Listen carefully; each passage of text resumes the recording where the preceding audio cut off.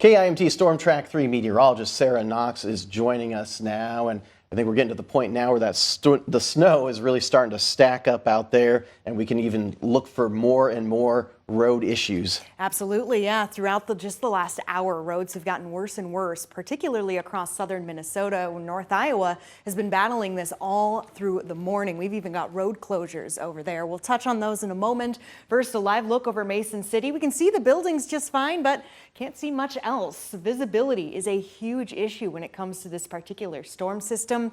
And even looking at the roadways, we can see that the snow is beginning to build up, slushing up quite a bit. So not just road conditions, driving on it, but seeing out there as well. Currently, visibility in Mason City is under a half a mile. The same can be said in Rochester. I showed this at the top of the newscast, though. Look at this. Owatonna, perfect 10. That is what we want to see. 10 miles of visibility in Mankato, Fairmont, but not too far away, Dodge Center.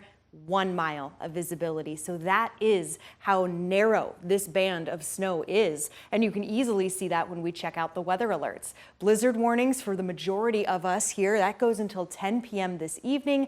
Those blizzard warnings then become winter storm warnings as they go into Wisconsin, Winona County, the only one here in the pink. The rest of us in the purple, winter weather advisory, meaning we're seeing some snow, we're seeing a bit of a mixture.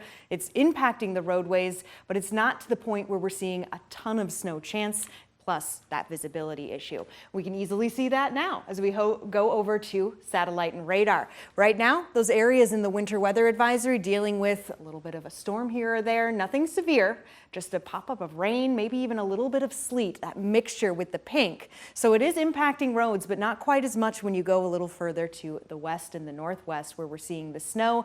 And yes, these are lightning strikes, my friend, thunder snow across Austin and just to the south of Austin as we speak. So kind of a nice phenomenon to see there. But if you do go out to check out the thunder snow, note you probably won't see lightning. You'll hear the rumbles. Just be careful out there because the winds are blowing strong and that's what's causing all this snow to blow around. So that was just a quick zoom in. Most of us here in the North Iowa area seeing some of that thunder snow. I do want to talk about the gusts. Right now we've seen, well, not right now, but throughout the morning, the highest gusts we've seen in Mason City reaching 55 miles per hour. That is a strong gust of wind, almost 50 in Rochester at 47. Many of us in the 30s, but that's still very strong and strong enough to blow that snow around and cause blizzard-like conditions. We are, again, seeing those roads continue to get worse and worse. I talked about closed roadways. That was this one right here, Highway 18.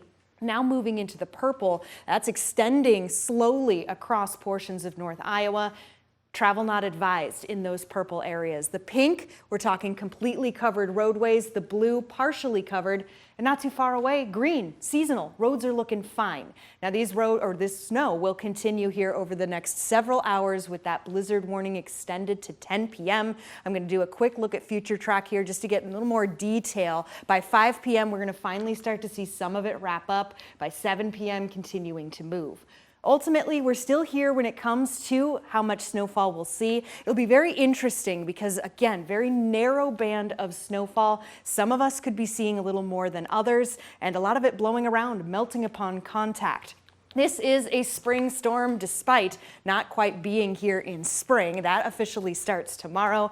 And Nick, after that, we do start to warm back up. A little fog possible here on our Friday. And ultimately, things not bad for the weekend, although temperatures a little cooler maybe than what we would want. Definitely so. Thank you, Sarah.